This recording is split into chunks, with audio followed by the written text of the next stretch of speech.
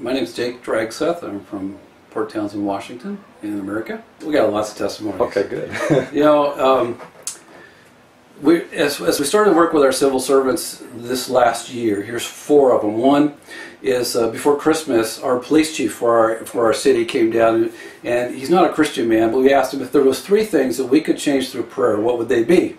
And he says, well, of course, going into the Christmas season, it would be domestic violence, it would be alcohol, and family stress. You know, because Christmas causes a lot of family economic stress, especially in a recession. So we went to prayer. And he came back the following month and he says, this is amazing. We usually have dozens of DUIs, lots of depression issues, family violence and everything. We had 1 DUI in our entire city. From prior to Christmas to after New Year's. That's after New Year's.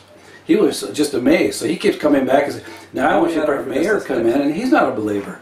But by the time he listened to the testimonies of what's happening in our city, he said, you know what, my son's got diabetes.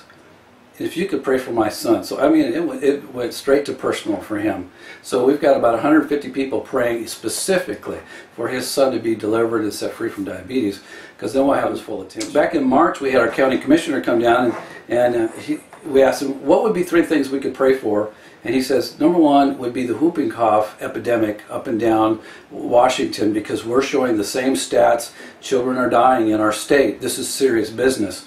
And he says, I sit on the health board, so I would like you to pray. So we activated about 150 people in about 50% of our churches in our county. And then, that was the 1st of April. The paper came out at the end of April, our local paper, with with a front page news article. It says, 0 whooping cough as of April 16th. Now, we are talking August right now. This is August. We still have 0 cases of whooping cough, and it's still an epidemic up and down the I-5. You know what? We didn't stop praying just when we got victory. But I'll tell you, when the mayor read that article out of our local paper, man, he had his pen and pencil out, and he's all in. And those kinds of testimonies are measurable and exciting, and they're real. They're real answers to prayer. So we're getting pretty excited as a group.